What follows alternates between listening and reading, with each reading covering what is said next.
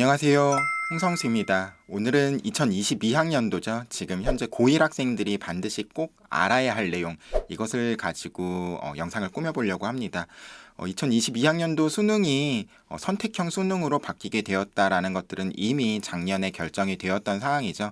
그런데 이번 달 초에 어떤 수능의 선택 과목의 결정을 어떻게 대학들이 반영할 것인가, 이런 것들을 몇몇 대학들이 발표했습니다. 그걸 통해서 우리가 수능에서는 어떤 것들을 준비해야 될지 이런 것들을 생각해 볼 수 있을 텐데요. 그걸 말씀드리려고 합니다. 먼저 2022학년도 수능 선택 과목인데요. 국어 같은 경우에는 화법과 작문 그리고 언어와 매체라는 두 가지 과목 중에서 한 가지를 선택하게끔 하죠. 이거는 이제 어떤 것들을 선택하는지는 어떤 과목에 대한 적응력 아니면 문제 해결력 이런 거 같은 것들을 보고 판단하셔야 되는 거겠지만, 이것들을 대학들이 너는 화법과 작문을 해야 돼, 너는 언어와 매체를 해야 돼, 이런 식으로 지정했다라고 한다 그러면 그걸 따르지 않을 수가 없는 문제겠죠. 그래서 이런 것들을 대학들이 어떻게 반영하고 있는지를 확인해 봐야 될 거고요. 수학 역시 마찬가지입니다. 수학은 확률과 통계, 미적분, 그리고 기하, 이렇게 세 가지 과목 중에서 한 가지를 택하게끔 하죠.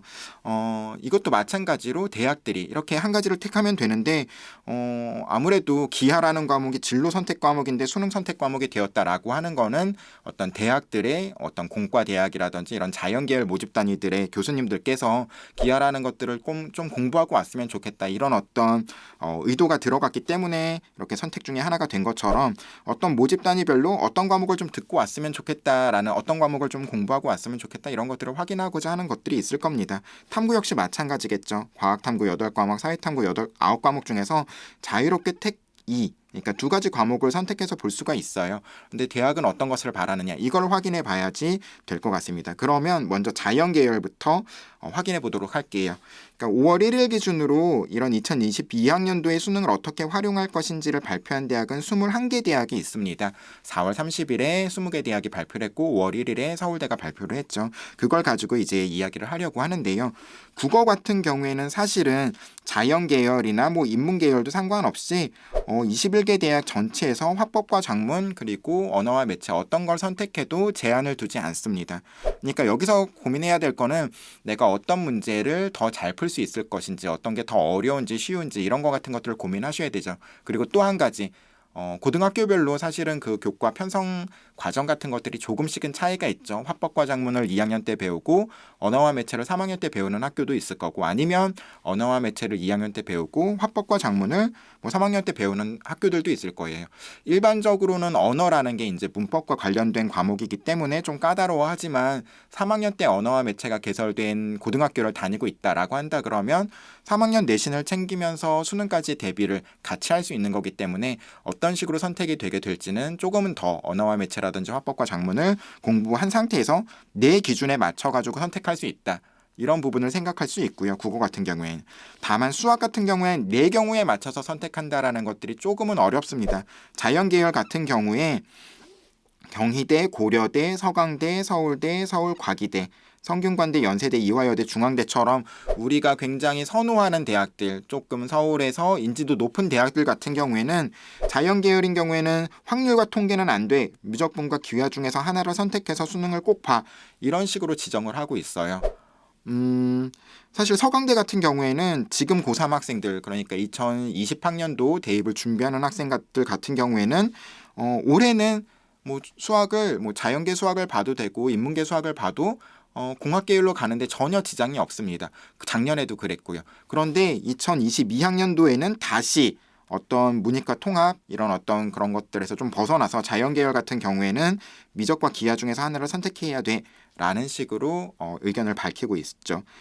지정이 없는 대학들도 있어요. 확률과 통계를 공과대학 오는 데 있어서 확률과 통계를 수강해도 돼, 이렇게 밝히고 있는 대학들이 있는데, 보시면 경남대, 극동대, 꽃동래대, 루터대, 배재대, 성결대, 수원가톨릭대, 인천대, 청운대, 청주교대, 한국외대, 한양대, 에리카, 이런 식으로 서울에 있지 않은 조금은 지방에 위치해 있는 대학들 위주로 지정이 없죠. 그렇기 때문에 내가 서울에 있는 주요 대학을 가고 싶다라고 한다 그러면 반드시 미적이나 기하 중에 하나를 선택해야 된다라는 점을 기억하시면 좋을 것 같고요. 과탐 역시 마찬가지입니다.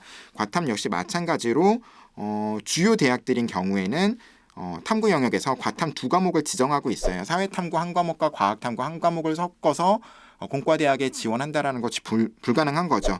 여기서 이제 한양대 에리카 같은 경우에는 수학은 뭐 확률과 통계를 선택해도 되지만 과학탐구 같은 경우에는 탐구 영역 같은 경우에는 사회탐구를 치르면 안 되고 과학탐구 두 과목을 치러야 된다라는 어떤 제한을 둔 점, 이런 차이점 같은 것들은 한번 보실 수가 있을 것 같습니다. 그래서 자연 계열인 경우에는 주요 대학인 경우에 수학과 탐구 영역에 있어서 특정 과목을 지정했다. 그렇기 때문에 내가 공과대학에 가기 위해서는 자연계열 모집 단위에 가기 위해서는 그런 것에 대한 수능 준비를 해야 되고, 수능 준비와 어떤 교과 준비가 별개의 것이 아니기 때문에 학교 내신에 있어서도 그런 쪽의 선택 같은 것들을 하는 것들이 어떨까라는 말씀을 드릴 수 있을 것 같습니다. 인문계열은 사실은 이런 제한 같은 것들은 거의 없다라고 생각하실 수 있을 것 같아요. 국어는 전혀 지정이 없고요. 탐구 영역에 있어서도 21개 대학이 전체가 인문계열 모집 단위로 오고 싶을 때 뭐 과학탐구 두 과목을 치러도 돼. 뭐 국어에서는 어떤 과목을 선택해도 상관없어 라고 지정하고 있고요. 수학 역시 지정이 없는 대학이 대부분이죠. 유일하게 서울과학기술대학만 기하나 아니면 미적분 같은 과목을 수능을 치르면 인문계열 모집 단위에는 지원할 수 없다라는 확률과 통계를 이렇게 시험을 치러야지만 지원할 수 있다라는 어떤 특징 같은 것들을 가지고 있습니다. 하지만 인문계열 같은 경우에는 전체적으로 커다란 제약 같은 것들은 없다. 하지만 자연계열에 있어서는 어떤 제약 같은 것들이 생기고, 이런 것들이 문이과 통합이라는 어떤 교과 과정과는 조금 다른 방향성을 가지고 있는 거일 수도 있지만, 어떤 공부를 하는 데 있어서, 대학에 있어서 공부를 하는 데 있어서 기본적인 역량 같은 것들을, 수학이나 탐구 영역에 있어서 기본적인 역량 같은 것들을 자연계열인 경우에 확인하고자 한다. 이런 것들을 좀 기억하셨으면 좋겠습니다.